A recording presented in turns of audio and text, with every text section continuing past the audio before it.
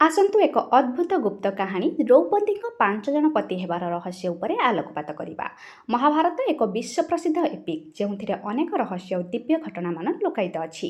एही अनन्य कहानीर एक सबुठु आकर्षणीय रहस्य होछि द्रौपदी पांच जन पति हेबा। एकाधिक पति थिबा नारी प्राचीन भारतीय समाज असामान्य जन्मर जन्मकथा अटे। आसन्तु एही रहस्य को खोजी देखिबा एवं एहा पछर असल कहानी जानिबा। ଏହି ରହସ୍ୟର ଆରମ୍ଭ ଦ୍ରୌପଦୀଙ୍କ ଅତୀତ ଜନ୍ମରୁ ହିଁ ଆରମ୍ଭ ହୋଇଥିଲା। ମହାଭାରତ ଅନୁସାରେ ଦ୍ରୌପଦୀ ପୂର୍ବଜନ୍ମରେ ନୀଳାଚନ୍ଦ୍ରୀ ନାମକ ଏକ ତପସ୍ୱିନୀ ଥିଲେ। ସେ ଭଗବାନ ଶିବଙ୍କୁ ଅତ୍ୟନ୍ତ ଭକ୍ତିରେ ପୂଜନ କରିଥିଲେ ଏବଂ ତାଙ୍କଠାରୁ ଏକ ଶକ୍ତିଶାଳୀ ଏବଂ ଭଲ ପତି ପାଇବା ପାଇଁ ବର ମାଗିଥିଲେ। କିନ୍ତୁ ଦେଖିବାର ଭୁଲ ସେ 5 ଥର ହେଉ ଏହି ଅଞ୍ଚଳର ଆବେଗରେ ଏହି ଇଚ୍ଛା ବ୍ୟକ୍ତ କଲେ। ଏହି ଦୃଶ୍ୟ ଦେଖି ଶିବ ତାଙ୍କୁ 10 ଜଣ ପତି ହେବାର ବର ଦେଲେ, କିନ୍ତୁ ପରେ ଏହାକୁ ସଂଶୋଧନ କରି 5 ଜଣ କଲେ। ତାଙ୍କ ଏହି ପୂର୍ବଜନ୍ମର ଇଚ୍ଛା ଅନୁସାରେ ପରବର୍ତ୍ତୀ ଜନ୍ମରେ ସେ ଦ୍ରୌପଦୀ ରୂପେ ଜନ୍ମ ନେଲେ ଏବଂ 5 ଜଣ ପାଣ୍ଡବଙ୍କ ସହିତ ବିବାହ କରିଥିଲେ। ଏହି ଭାବରେ ଏହି ଘଟଣା ତାଙ୍କ ପୂର୍ବଜନ୍ମ ଏବଂ ଭଗବାନ ଶିବଙ୍କ ବର ପ୍ରଭାବରେ ଘଟିଥିଲା। ପାଞ୍ଚଳର ରାଜକୁମାରୀ ଓ ଦ୍ରୌପଦୀଙ୍କ ସ୍ୱୟଂବର।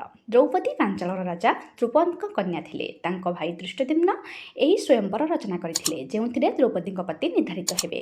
ଏଠି ଏକ ଅତ୍ୟନ୍ତ କଠିନ ପରୀକ୍ଷା ରଖାଯାଇଥିଲା। ଏକ ଘୁରୁଥିବା ମତ୍ସ୍ୟର ଦ୍ୱାରକୁ ଦେଖି ଏବଂ ତାଙ୍କ ଫଳକକୁ ସରମାଳି ଅଭିକ୍ଷେପ କରିବା। ଏହି କାର୍ଯ୍ୟ କେବଳ କୌଶଳୀ ଧନୁର୍ଦ୍ଧାରୀ ଏବଂ ଶକ୍ତିଶାଳୀ ବ୍ୟକ୍ତିମାନଙ୍କ ପାଇଁ ସମ୍ଭବ ଥିଲା। ପୃଥିବୀର ବିଭିନ୍ନ ରାଜାମାନେ ଏଥିରେ ଅଂଶଗ୍ରହଣ କଲେ, କିନ୍ତୁ କେହି ଏହି ପରୀକ୍ଷା ଉତ୍ତୀର୍ଣ୍ଣ ହୋଇପାରିଲେ ନାହିଁ। ତାପରେ ଅଜ୍ଞାତବାସରେ ଥିବା ଅର୍ଜୁନ ଏହି ପରୀକ୍ଷା ଅତ୍ୟନ୍ତ ସହଜରେ ଉତ୍ତୀର୍ଣ୍ଣ ହୋଇଥିଲେ ଏବଂ ଦ୍ରୌପଦୀଙ୍କୁ ବିବାହ କଲେ। 5 ଜଣ ପାଣ୍ଡବଙ୍କ ସହ ଦ୍ରୌପଦୀଙ୍କ ବିବାହ ଏକ ଅନନ୍ୟ ଯୋଜନା ଥିଲା। ଅର୍ଜୁନ ଦ୍ରୌପଦୀଙ୍କୁ ଜିତି ନେଇ ଘରକୁ ଯାଉଥିଲେ ଏବଂ ସେ ଘରେ ପହଞ୍ଚି ମା କୁନ୍ତୀଙ୍କୁ କହିଲେ, ମା, ମୁଁ ଏକ ଅଦ୍ଭୁତ ଜିନିଷ ଆଣିଛି। କୁନ୍ତୀ ନ ଦେଖି କହିଲେ, ତମେମାନେ ଏହାକୁ 5 ଭାଗରେ ବଣ୍ଟନ କରିନିଅ। ଏହି ଶବ୍ଦ ଶୁଣି ସମସ୍ତେ ଆଶ୍ଚର୍ଯ୍ୟ ହୋଇଗଲେ। ଏଠି ଭୀଷ୍ମ, ବ୍ୟାସ ଏବଂ ଅନ୍ୟମାନେ ଏହି ବିଷୟକୁ ନିର୍ଣ୍ଣୟ କରିବାକୁ ଚେଷ୍ଟା କଲେ। ବ୍ୟାସମୁନି ଏହାକୁ ଦେଖି କହିଲେ ଯେ ଏହି ଘଟଣା ତାଙ୍କ ପୂର୍ବଜନ୍ମର ଇଚ୍ଛା ଏବଂ ଭଗବାନ ଶିବଙ୍କ ବରର ପ୍ରଭାବ। ଏହିଭଳି ଦ୍ରୌପଦୀ 5 ଜଣ ପାଣ୍ଡବଙ୍କ ସହିତ ବିବାହିତ ହେଲେ ଏବଂ ଏହା ଏକ ଅନନ୍ୟ ଓ ରହସ୍ୟମୟ ଘଟଣା ଭାବରେ ମହାଭାରତରେ ଦେଖିଯାଏ।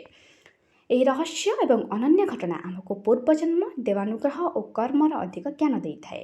ଦ୍ରୌପଦୀଙ୍କ ଜୀବନ ସତ୍ୟ, ସଂଘର୍ଷ ଏବଂ ଆଦର୍ଶର ଏକ ଅନନ୍ୟ ଉଦାହରଣ ଅଟେ। ମୁଁ ଆଶା କରୁଛି ଏହି ଭିଡ଼ିଓଟି ଆପଣଙ୍କୁ ନିଶ୍ଚିନ୍ତ ଭଲ ଲାଗିଥିବ। ତେଣୁକରି ଲାଇକ୍ କରନ୍ତୁ, ସେୟାର କରନ୍ତୁ ଏବଂ ସବସ୍କ୍ରାଇବ୍ କରନ୍ତୁ, ଯାହାଦ୍ୱାରା ଆପଣମାନେ ଆମ ଚ୍ୟାନେଲ୍ ତରଫରୁ ପୁଣି ଥରେ ନୂଆ କଣ୍ଟେଣ୍ଟ ଶୁଣିବାକୁ ପାଇବେ।